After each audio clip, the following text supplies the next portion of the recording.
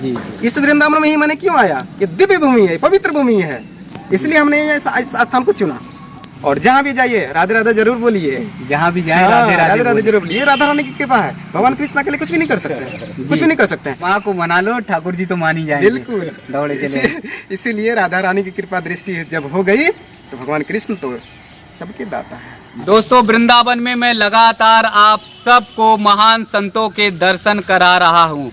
आज मैं आपको ऐसे संत के दर्शन करा रहा हूँ जिन्होंने पॉलिटेक्निक की, इंजीनियर बनने वाले थे, लेकिन सब कुछ छोड़ कर आए और भागवत की महिमा का बखान करने के लिए निकल चुके हैं। उन्होंने भागवत की महत्ता को कैसे परिभाषित किया है वो मैं आप सबको वीडियो के माध्यम से दिखाऊंगा। तो दोस्तों, पहले महाराज जी के दर्शन करिए, भावपूर्ण दर्शन करिए, और उसके बाद फिर शुरू होगी भागवत कथा की महत्ता क्या है। महाराज जी राधे राधे। राधे राधे जी, सबको राधे राधे। जी जी जी।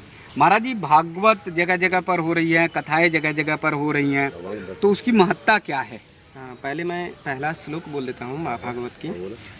सच्चिदानंद रूपाय विश्वोत्पत्त्यादि हेतवे तापत्रय विनाशाय श्री कृष्णाय वयं नुमः। ये भागवत जो है ना, ये आदि दैविक, आदि भौतिक अर्थात तीनों ताप को ये समन करने वाली कथा है। तो केवल ये भागवत सीखने का मतलब ये नहीं कि हम भागवत कथा करें, ये तो बाह्य प्रोडक्ट है। आपके अंदर जब ये इस तरह की जो ज्ञान आ गया तो परमात्मा की प्राप्ति होगी, भगवान श्री कृष्ण की प्राप्ति हो जाएगी। तो भागवत सीखने का मतलब एक ही उद्देश्य है मेरा, भगवान श्री कृष्ण की प्राप्ति। मानव जीवन कृतार्थ हो जाएगा, मानव जीवन सार्थक हो जाएगा जब आप भगवान की प्राप्ति कर लेंगे। भागवत मतलब आत्मसात करने का है। हाँ, मैंने कहा कि भागवत को आत्मसात करनी है। जब कथा करनी है तो वो तो बाह्य प्रोडक्ट हो गया जी।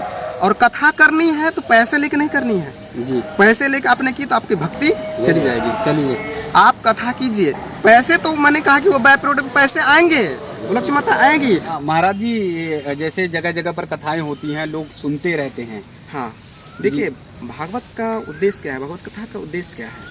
कहते हैं कि ये जितने भी मानव है ना, ये सब देवता है, लेकिन अपने रास्ते से भटक गए, इसीलिए इसको कहते हैं भटके हुए देवता। भटके हुए देवता। हाँ, देवता का अर्थ होता है देने वाला, अर्थात मानव सबों को देते हैं जी। देते हैं ना, इसीलिए देवता है, लेकिन अपने रास्ते से अपने कर्मों से भटक गए, इसलिए भटके हुए देवता कहलाते हैं जी। तो ये भागवत कथा जो है इस भटके हुए देवता को अच्छे राह पर लाने का काम करते हैं।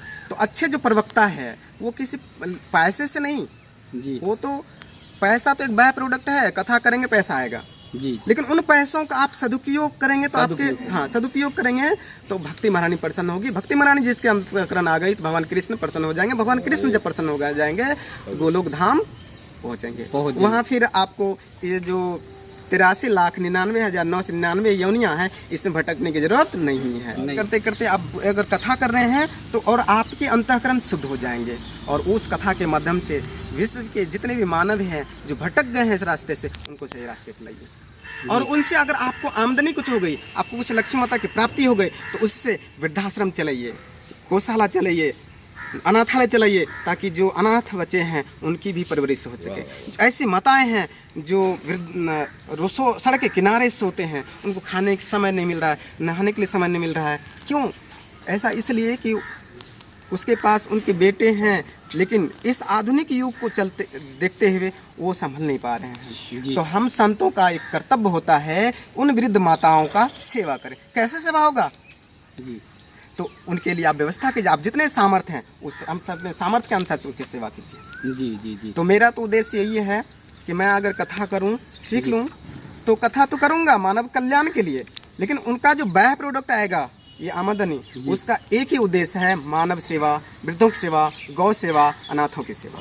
ये आपने संकल्प लिया? हाँ, संकल्प ले लिया। तो पढ़ाई क्या की है अभी तक? पढ़ाई क्या कर रहे हैं? देखिए महाराज, मैंने ये जो भौतिक पढ़ाई है ना, लौकिक पढ़ाई, ये हमने इंटर की मैथ से। मैथ से? हाँ, मैथ से की। मैंने 5 डिवीजन किया मैथ में। मैथ में अच्छा मार्क्स था, मैट्रिक में भी मैंने अच्छा मार्क्स लाया। मेरे गार्जियन का कहना था कि इंजीनियर बने। हाँ, इंजीनियर बने, लेकिन मेरी रुचि उसमें नहीं थी जी। मैंने पॉलिटेक्निक भी पास कर लिया और ट्रेड भी आ गया अच्छा सा टेक्नीशियन, पर हमने उसको छोड़ करके फिर हरिद्वार आ गया। और हरिद्वार में मैंने कर्मकांड सीखा और वहाँ मैंने किसी से पता किया भागवत कहाँ पढ़ाई होगी, तो किसी ने हमको बताया कि आप वृंदावन चले जाओ, वहाँ भगवान कृष्ण का धाम है, वहाँ नित्य निवास करता है राधा रानी। अगर राधा रानी की कृपा होगी, भगवान कृष्ण की कृपा हो गई, तो फिर भागवत आप, हाँ, भागवत जिसके अंतःकरण में विराजमान हो गए वो तो धन्य हो गए, उनके माता पिता धन्य हो गए, उसके सगे संबंधी धन्य हो गए। और कहते हैं कि अगर किसी के कुल से एक भी पुत्र या पुत्रियां इस भक्ति मार्ग में आते हैं तो उनकी 21 पीढ़ी तर जाते हैं, 21 पीढ़ी तर जाते हैं जी। और तो ये तो वृंदावन धाम है। लालदास जी महाराज हैं यहाँ मदन टेर के पास, उनके पास मैं पढ़ रहा हूँ, वे निःशुल्क पढ़ाते हैं, शुल्क नहीं लेते हैं। उनका कहना है अच्छा, भागवत पढ़ो लेकिन शुल्क दे करके अगर पढ़ते हो तो वो कहीं किसी काम का नहीं होगा। अच्छा, निःशुल्क पढ़ना चाहिए। तो वो महाराज जी त्यागी हैं जी, इसलिए वो हमको निःशुल्क पढ़ाते हैं। और भी भाई लोग वहाँ पढ़ते हैं, बहनें भी पढ़ती है। अच्छा, कितने लोग हैं होंगे वहाँ पर? अभी हम लोग 10 आदमी हैं, और सभी को निःशुल्क पढ़ाते हैं? सभी को निःशुल्क पढ़ाते हैं। अच्छा, तो आप लोग का वहाँ प्रसाद का और सारा व्यवस्था वो नहीं, वो जो आश्रम है ना, वो छोटा सा आश्रम, पर वो वहाँ पढ़ने जाते हैं। और सोहम आश्रम यहाँ बगल में अटल्ला चौकी के पास, वहाँ आश्रम में रहते हैं, वहाँ पर थोड़ी सी सेवाएं करते हैं और फिर अपनी प्रसादी और वो प्रसादी बना लेते हैं जी जी। उसके बाद तो संस्कार के बारे में हाँ कुछ बता रहे थे महाराज जी। ये जो भारतीय संस्कृति है ना जी, ये संस्कारों की संस्कृति है। भारतीय संस्कृति ये संस्कारों की संस्कृति है जी। यहाँ 16 संस्कार बनाए गए। क्यों कहते हैं, देखिए अभी हम लोग थोड़ा सा भटक गए हैं कि इसे क्या कि कहते हैं कि वो क्षत्रिय है, ब्राह्मण है, वैश्य है, शूद्र है। इसमें ना टेंशन लीजिए। कहते हैं जन्म जाते शूद्रः, जन्म से सभी शूद्र होते हैं, जन्म से सभी शूद्र होते हैं। फिर कर्म करते हैं तब वो कोई ब्राह्मण बनते हैं, कोई क्षत्रिय बनते हैं, कोई वैश्य बनता है, कोई शूद्र बनते हैं। अगर आप हमारे अंदर देखेंगे ना, हमारे अंदर भी ब्राह्मणत्व है, हमारे अंदर भी क्षत्रिय है, हमारे अंदर भी वैश्य है, हमारे अंदर ही शूद्र है। अगर गलत काम करेंगे तो हम शूद्र हो जाएंगे जी। कोई जात से शूद्र नहीं होता है जी, कर्मों से शूद्र होता है। कुकर्म, गलत कर्म करेंगे, दूसरों को सताएंगे, शूद्र कहलाएंगे जी। अगर आप जीविकोपार्जन करने के लिए, दूसरों को पेट भरने के लिए, अपना पेट भरने के लिए कुछ उपार्जन करते हो तो वैसे कहते हैं उसको। अगर आप भारत माता के एक एक इंच भूमि की रक्षा करने के लिए अपने प्राणों की आहुति देने के लिए तैयार रहते तो आप क्षत्रिय हैं जी। और आप भारत माता की संस्कृति जो है, इस सनातन संस्कृति को बचाने के लिए अपना सर्वस्व न्यौछावर करते हैं, आप ब्राह्मण हैं, हम भी ब्राह्मण हैं।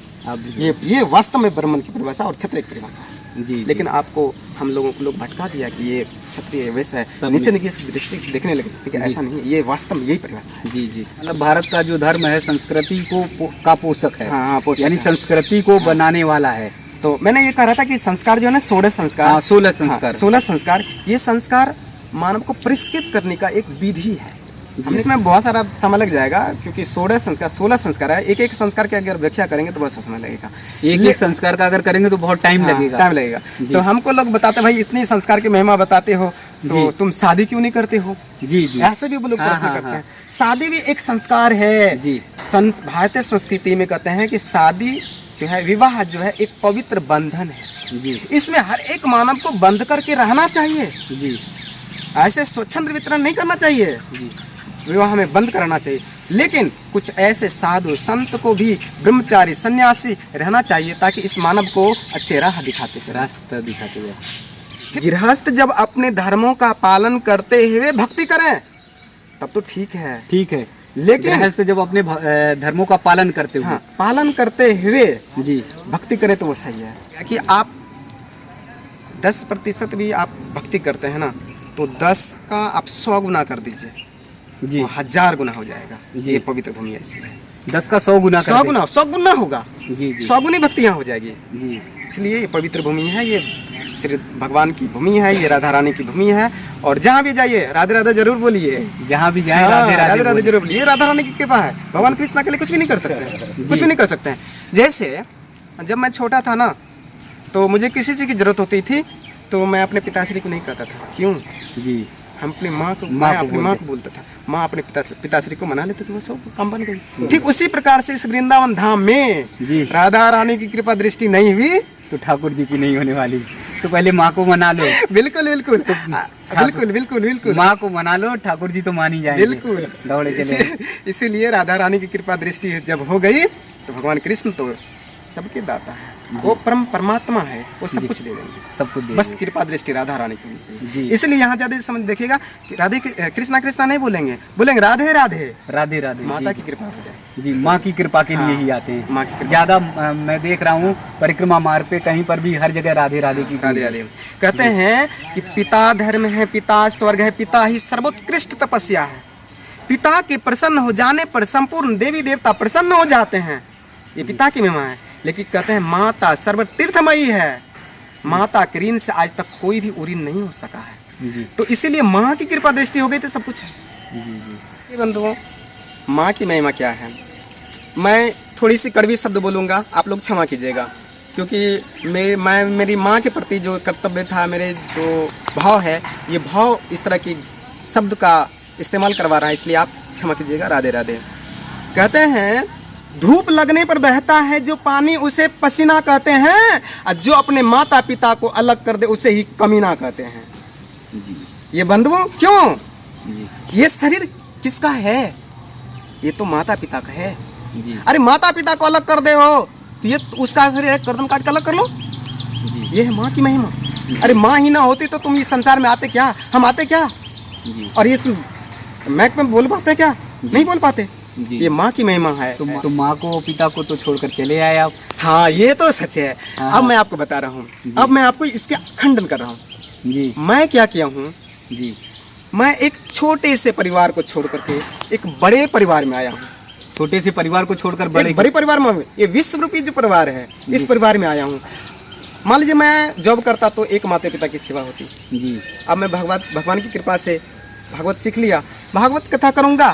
भागवत कथा करने का उद्देश्य ये नहीं कि मेरा व्यापार करना, जी ये व्यापार करना उद्देश्य नहीं है। जी मेरा उद्देश्य है, मैंने कहा कि भागवत प्राप्ति करना दूसरों को, तो उसका तो वह प्रोडक्ट है आमदनी आना। जी हमने वह प्रोडक्ट के बारे में कहा, वो तो आएगा ही आएगा, जी जी आप ना चाहते भी तो आएंगे। यानी माँ को छोड़ा नहीं है नहीं, हमने छोड़ा नहीं, और हजारों माँ को संभालने के बिल्कुल लिए बिल्कुल तैयारी कर रहे बिल्कुल हैं बिल्कुल तैयारी कि कर रहा कहीं हूं। आश्रम बनाकर हाँ। कहीं कुछ बनाकर जो बिल्कुल, आपका बिल्कुल। भाव है बिल्कुल, उस भाव के अनुसार बनाएंगे और माँ की सेवा करेंगे। बिल्कुल बिल्कुल बिल्कुल। और आपने ये संत की परिभाषा भी बताई है कि जो भी कथा कहें, भागवत कहें, जिनके पास अंश आए, धन आए, वो माँ की सेवा करें, गौ माता की सेवा करें, धरती माता की सेवा करें, अपने देशवासियों की सेवा वृद्धों करें, की सेवा करें, वृद्धा की। जी ये अनाथों की सेवा करें। जी दोस्तों, महाराज जी के अभी वचन आप सुन रहे थे, वाणी आप सुन रहे थे। भागवत की महिमा से शुरू हुआ था और भागवत की उन्होंने व्याख्या जो की वो वास्तव में मुझे लगता है कि इससे सुंदर, इससे बढ़िया नहीं हो सकती। उन्होंने ये बोला कि जो आप कथा कहते हो, जहाँ से आपका धन आता वो वह प्रोडक्ट है। आत्म संतुष्टि, आत्मज्ञान के लिए भागवत है, और भागवत से जो भी धनोपार्जन हो उस धन के लिए, सेवा के लिए, कल्याण के लिए लगाइए और ज़्यादा से ज़्यादा सेवा करिए, चाहे संतों की हो, माताओं की हो, गौ माताओं की हो, उनकी सेवा करिए। अगर हमारे देश के युवा संत के रूप में ऐसे आ जाएं तो फिर हमारा देश विश्व गुरु हो जाएगा। लेकिन वृंदावन में ऐसे ही महान संतों के दर्शन आप सबको होते रहेंगे।